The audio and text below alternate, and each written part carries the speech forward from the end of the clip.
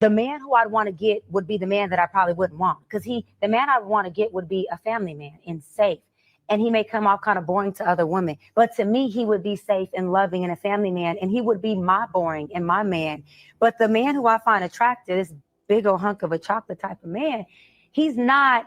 He's a man that I would want if I was the into bad boy. If me be blunt, if I was into casual sex, I want him. I want him to fly me out. I want to do some things with him. I'm gonna do some things that he could never imagine. I'm gonna turn him in and turn him out. The secret that many guys don't know, especially in today's day and age, is that women love nice guys. We may not love and appreciate them until we're a little older, and we've gotten that sort of asshole phase out of our systems. I'd say by our late 20s, early 30s is the point in our lives when we're just exhausted by the jerks, and we have no time in our lives anymore for them. So we really start looking for men who we know will be great long-term partners, AKA nice guys, right? And that's you. Women actually start to get serious about settling down. They often don't target attractive men. This is because attractive men are too hard to wrangle. They enjoy too much optionality, and they either are not willing to pay the costs associated with entering into a quiet domestic life, and or the particular woman proposing said life does not represent a sufficiently attractive option for them. So when women are really serious about getting married, they often target less attractive men because boy, oh boy, are they easy pickings. That one more time? I said, I am trying to have my first child with you, and I promise you we can get married first, then we can have a child, and I'll treat you right. Oh, okay. So do we got a deal or not? We'll see. I don't want to live with my husband. I want him to live like down the hall. Yeah, same. And like sleep in separate rooms? Go away. I would turn that's 1950. that side of the house into a dual master. So knock down that wall between those. That's your side. This is my side. You can come stay with me whenever. I can come stay with you, whatever. But we have separate spaces, separate bathrooms, separate. Throughout the day, I'm trying to read a Not book. necessary. I'm trying to drink. I'm trying to do the things that I do. I want to play and make up.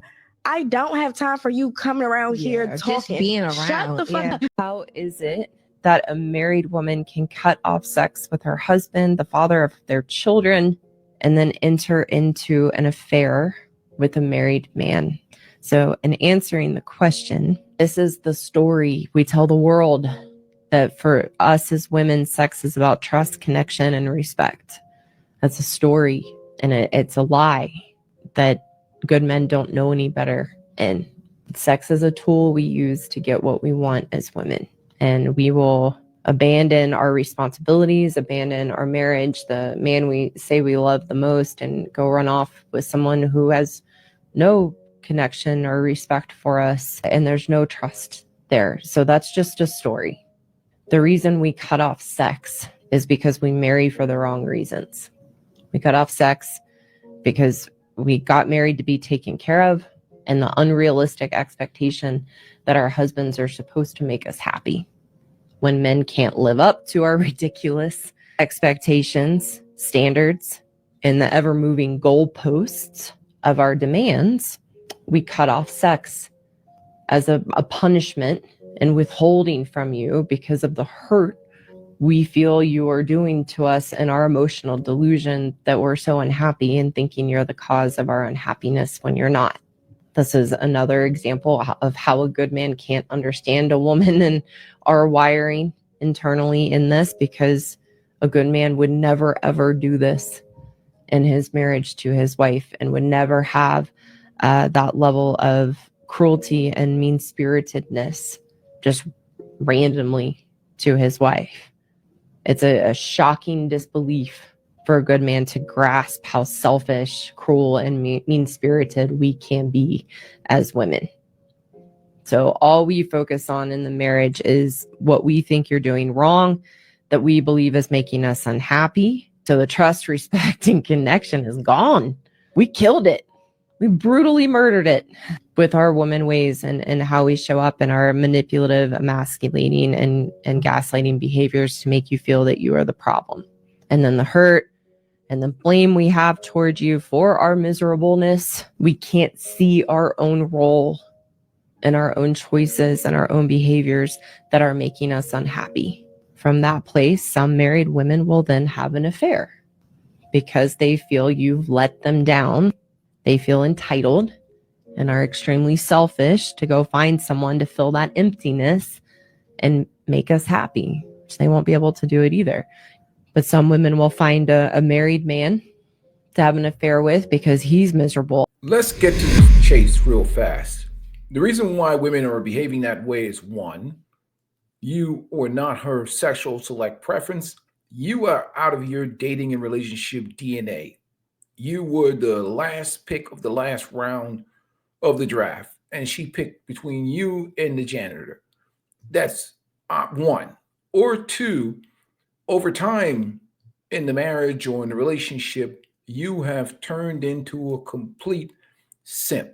You don't look like or behave like a man that has options, purpose in life, and she's just lost respect for you. You don't have that look of I can get new box in your eyes. You don't take care of yourself like that. You don't move like that. You don't operate like that.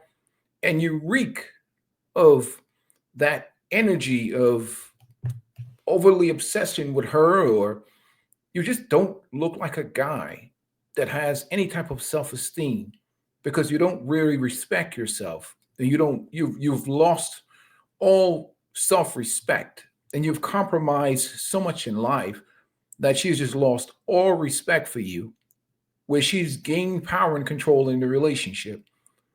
And that is option number two. Because at the end of the day, respect is more important than love. And love is respect for men.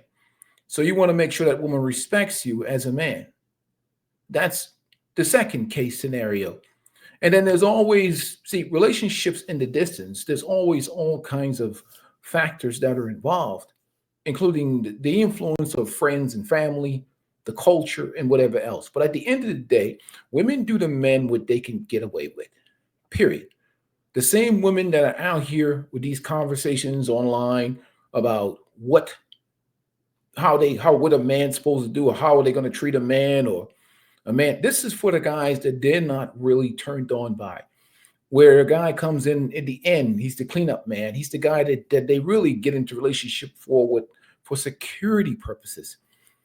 And there's many of them in the church right now. They're rebranding themselves. They're doing the celibacy movement because they're trying to bag themselves a sponsor and a provider. They really don't have any type of love or care or passion for these men. And inevitably, women don't change their taste in men many times. They change their taste in lifestyle.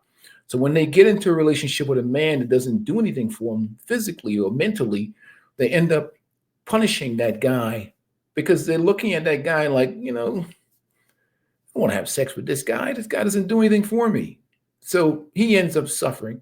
That's why I always say, don't get with women that don't have any type of genuine desire for you or passion for you. Or you know that you would not be an option with them if it wasn't for financial benefit. That's why I always talk about men's self-esteem, having pride, having self-respect, having self-worth. I deal with the virus, which is low self-esteem, which is why so many guys have a scarcity mentality and make poor decisions. It is something that's deep internal inside of you, inside of your soul, that makes you make decisions. That's why when we talk about men's development and men's self-care, I focus on the individual themselves, the actual individual, separate from women, where the test of manhood is proven through, the rituals of manhood, not about women. Because when you develop yourself and you feel good about yourself, when you develop your self-esteem, that has to be proven through the gauntlet of men.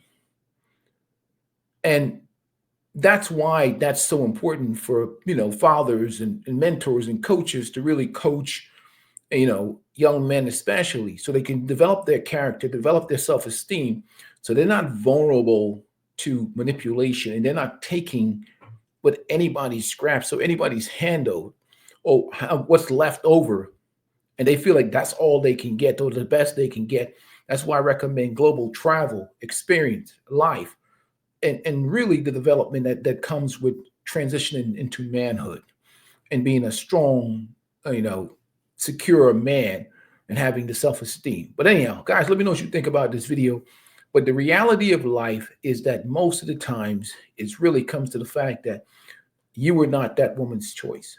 And her reason for being with you is only for financial gain and benefits. And that's why these guys end up in these sexless relationship, or that man has lost all frame and power in the relationship and has been transitioned and slowly she's eaten away of his self-esteem, and he's become a shadow of the man that he used to be, and she lost respect for him. So therefore, that's why that's happening. And at the end of the day, in this culture, in this society right now, men have to really be aware and on their purpose.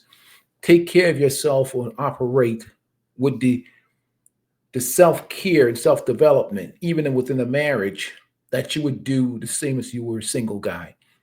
And keep your mindset and mentality understanding that nobody's going to take care of you like you.